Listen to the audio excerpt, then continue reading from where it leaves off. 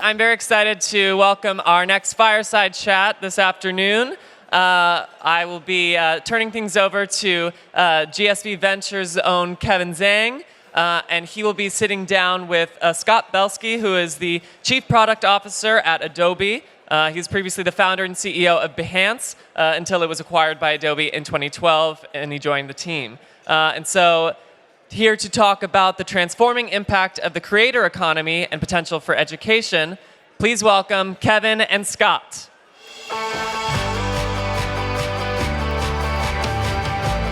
What's up, ASU+GSV?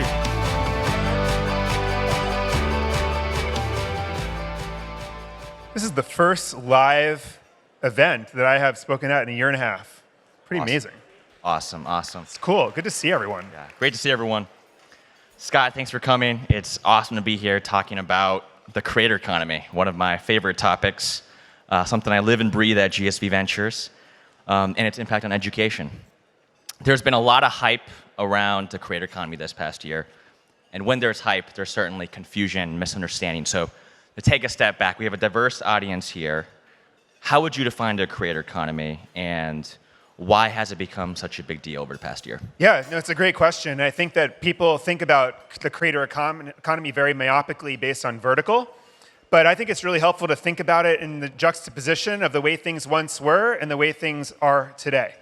So for example, if you were a hairstylist, you had to work in a salon. You had to associate yourself with a shingle in order to get lead generation, new clients. You had to have someone who had the wherewithal and the money to buy a back-end system for accounting and billing and scheduling.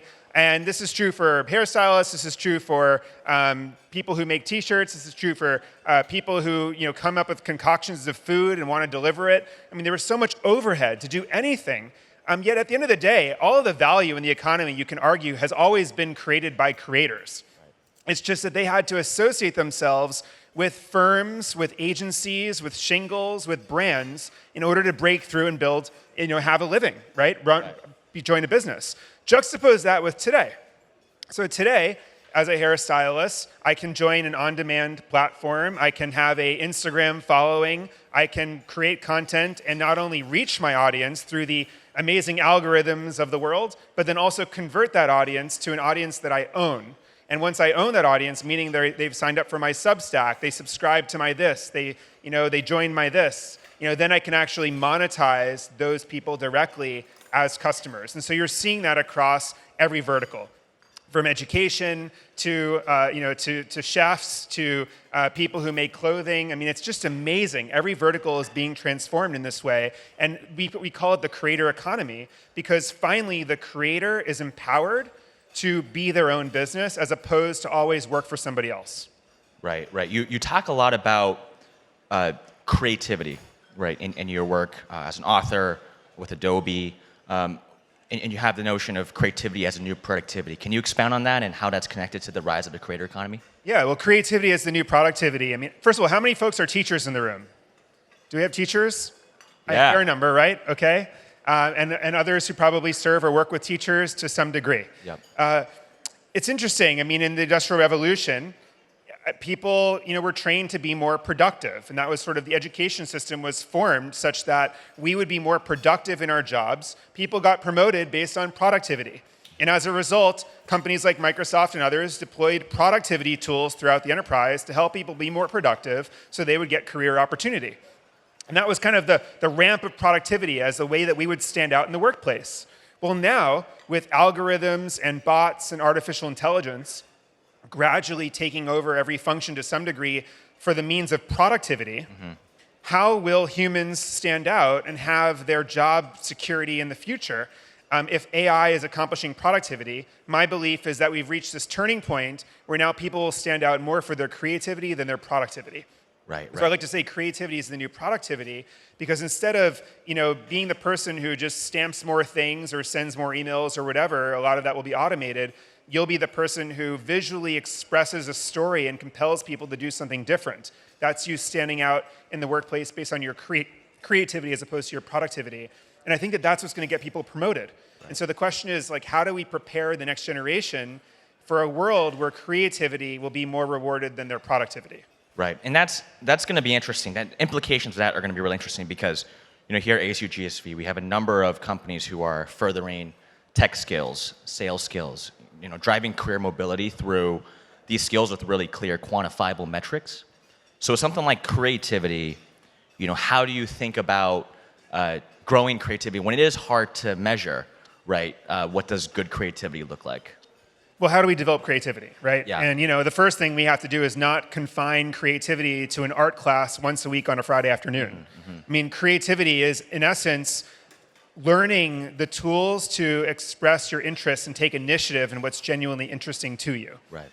And so, if I had a magic wand, every history paper would give the option to the student of making it a video narrated with like Ken Burns effect, right? That every science report would challenge a child to learn how to animate and visually express their ideas. Right. Because these are the skills that translate into the workplace. Yep. One of the common things that everyone talks about in the technology world these days is that a prototype is worth 100 meetings. Why do people say that? Because you can sit around and ad nauseum talk about why something should be some way, but if someone has the skills and initiative to make a prototype to show people a better experience, heads nod. Everyone's like, okay, I can't disagree with that. Everyone gets aligned. And so if the tools for alignment in every job are effectively the ability to merchandise, tell a story, express yourself visually, we have to outfit the next generation in order to do that. And I think a big part of that is a modern curriculum, digitizing education, and creative tools to some extent. Right, and you're hitting on this, but the creator economy certainly has massive implications for education, for teachers, for students. So we'd love to hear you break down, what is the creator economy going to mean for teachers? We saw many here in the room, and for students. Yeah, I mean, just this morning, I was having breakfast with Dan Rosenzweig, who I know many of you saw yesterday, and he was talking about some of the new things Chegg is doing to enable teachers to upload content, and monetize their work, for students who need it, right? And I think it's just, teachers is yet another vertical of content creators who have historically always had to associate themselves with a shingle or a firm or an agency or a school system or a school, and now are realizing that they can directly connect and attract their audience through the social platforms at the top of the funnel, convert those folks into either people that are, following them or actually purchasing their content through platforms like Chegg and others. So I think it's really exciting because, I always love the idea of tightly coupling, the supply and the demand side. And in effect, in modern or in traditional education, there's a lot of people in the middle, right? That all of us know very well in the school districts and everything else. But at the end of the day, why can't we match supply and demand, right? And why can't we help teachers tune in to what their students actually would really want in real time and iterate the content and get real-time metrics and analytics and monetization as a result. Right. So I think that that's here to stay, and it's probably going to exceed our expectations in terms of the impact of that. Yeah, and would also love to hear you unpack the creator economy as it pertains to education. Hotmart or Kajabi comes to mind. Teachable, who he's actually here, Encore's here, and we'll be on a panel later. But how do you think about the creator economy as it pertains to K-12? And how do you think about preparing students and young kids for the creator economy? Well, I think that all the platforms you named are really exciting to me because they're extraordinarily empowering. And by the way, that's the thematic message about creator economy is you're finally empowering the people with talent as opposed to always having them work under or being taken advantage of by somebody else in the system. I think that when it comes to K-12 population, first of all, these are native digital people, right? Everyone born in that generation, expects content to be delivered a certain way, expects it to be engaging. Parents are accustomed to accessing digital content for that age group, and so I think that all these platforms will be absolutely key infrastructure. I still think that a lot of the discovery and lead gen will happen at that top of the funnel. So, imagine a child is watching YouTube and somehow the YouTube algorithm suggests something that the child becomes very engaged with and the parent approves of. And then the question is, I want more of that. How do I do it? Using one of the platforms that you just cited. And then you build a direct relationship with that parent and those children. And that's the name of the game, right, for the future. Right. There's a lot happening in the future, as you mentioned. You've got plenty of people starting creator economy businesses. You've got NFTs. Michael Moe yesterday talked about XR and AI. For us to tie it together, if we think 10 years down the line, how do you see learning looking? What's the creator economy going to look like, and what's Adobe's role going to be in all of that? Yeah, well, I think that it's a big question. Yes. So I am super bullish on the role of augmented reality for all of us. I think in 5 years or so, I think we will all have glasses on. We will all see so much information and compelling visualization around us that we will feel dumb when we take them off. And I think that has tremendous impacts for education. I think that students will have like an assisted experience that is geared, with a knob for them based on the assistance that they need in any part of the curriculum. But with every future medium, it fails unless it's rich with interactive, incredible content. And when I think about Adobe's role, we helped graphic designers adopt web. We helped web designers figure out that thing called mobile. And now we're trying to help mobile designers think about that thing called 3D and immersive. And 3D and immersive will certainly be an explosion of all sorts of interactive experiences that we can't even fathom at this point. In terms of the creator economy, I talked about that top of funnel experience, and it happens across all the social platforms that we frequent all the time. At the end of the day, it comes down to compelling high volumes of content, and deeply, increasingly personalized content. We are at the mercy of algorithms to reach our potential customers, and this requires very agile, easy to use creative tools, right? Because at the end of the day, content is king. So you need to have an amazing set of content that is on brand and consistent, constantly optimized, et cetera. And so at Adobe, we are thinking about the creative professional tools like Illustrator and the Photoshops of the world. We are also developing some new tools that I was actually hoping to talk about today, but they're not ready yet for prime time. That really will help everyone access some of this core technology in imaging and video, whether you are a 5th grade student, whether you are a hairstylist starting his or her business, wherever you find yourself on that creator economy stack. And we want you to make sure, we want you to be outfitted with the tools to express yourself visually and create that high velocity of content. That's awesome. That's awesome. In the time that we have left, I'd love to shift this to be more personal and more tactical. So, Scott, you are a man of many talents, and you've done many different things. You're an angel investor. You're executive of a large company. Would love to hear, and then you're also a creativity thought leader. What have been some of the most transformative learning experiences for you to get to where you are today? Well, certainly, being an entrepreneur. Behance, for those of you who don't know, Behance is a platform of around 25 million creatives around the world who showcase their work and get discovered. And that was my first foray into the creative economy back in 2005.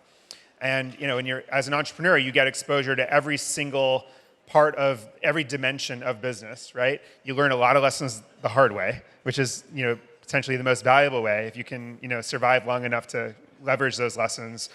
And it certainly reinforced for me how much everything comes down to telling a story. How important it is to tune into the customer. A lot of great technologies fail because the teams were very passionate about the solution for the problem, as opposed to being empathetic with the customers suffering the problem. And so, as an investor also, and as a product leader, I'm constantly, handicapping ourselves with let's focus on the empathy side, right?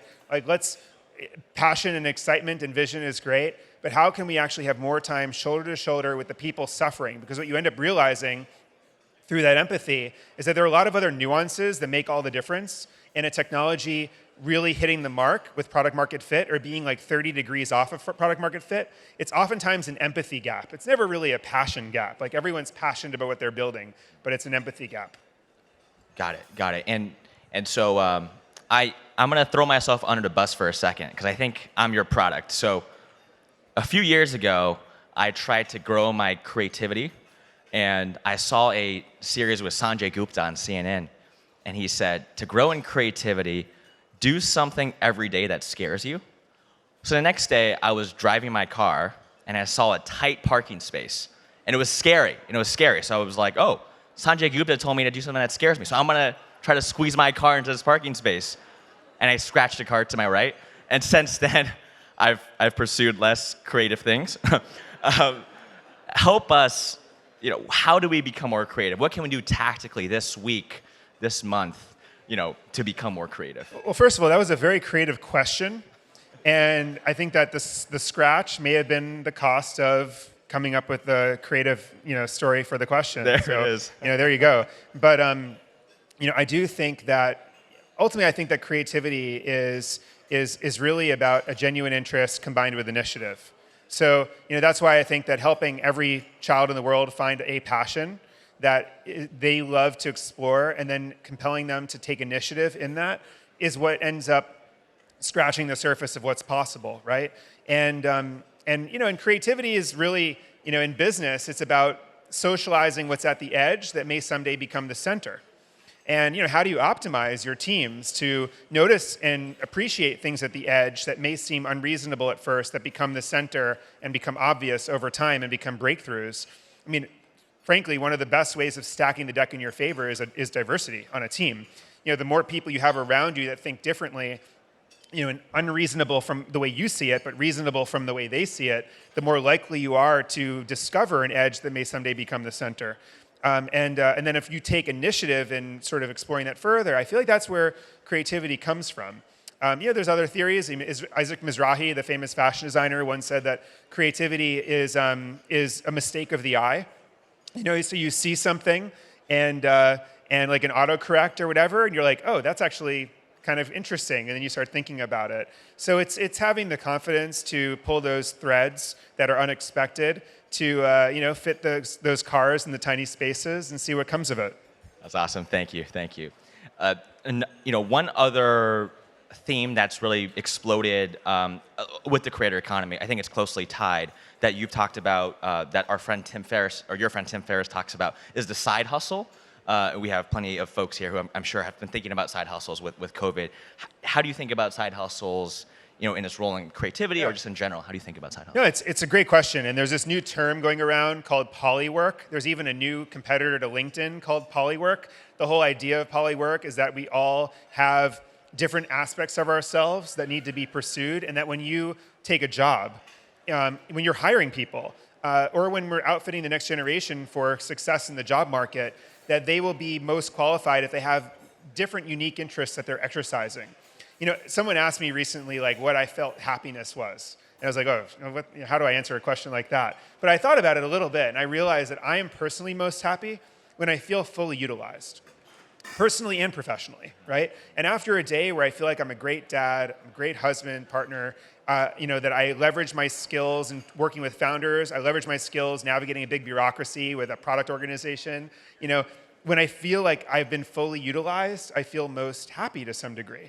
And so I actually think that that's maybe explains this whole notion of side hustle and people related to the creator economy, taking their passion, taking initiative in it, and getting an audience, and then thinking of things to do with that audience to incent them to create more content. And so I hope that we, all have that to some degree. And I think it can start certainly in the education process. And modern workplaces will invite this, will reward this. Old school workplaces will be opposed to it. What do you mean you're making money outside of your job here? That's not allowed. Versus, oh, wow, you're also a music teacher on the side, or you have a newsletter with 100,000 subscribers. I think that that's an inflection that's happening in the economy as we speak. This summit is the side hustle for all the GSV Ventures team. Final question for you. You're a man that does a lot. In addition to your family, you have you're an executive of Adobe. You're an angel investor. What are some daily routines, habits that you find most helpful in kind of putting it all together and being fully utilized? Yeah, listen, I'm still trying to figure it out as well, so I'm no expert on this front. But the one thing I have been doing for years that is really, well, first of all, I write everything down because I don't trust myself to remember anything.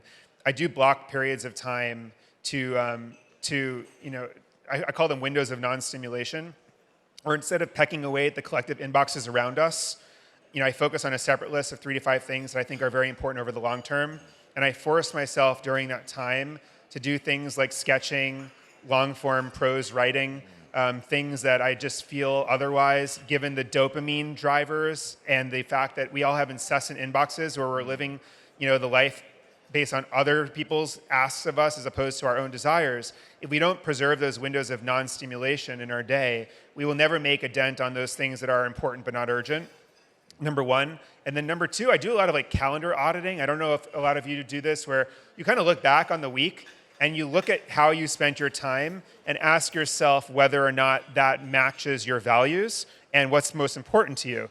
I actually pitched the CEO of Calendly on this feature. I would love to get a report every week of how I'm allocating my time across different functions, because then I could say, oh wow, I only spent 2% of my time this week interviewing people, and yet I go around preaching the fact that people are the most important part of our business. I am, backwards in terms of how I'm leveraging my time. If we could all audit our time a little bit more, I think we'd be sort of ashamed and also really motivated to make a greater impact.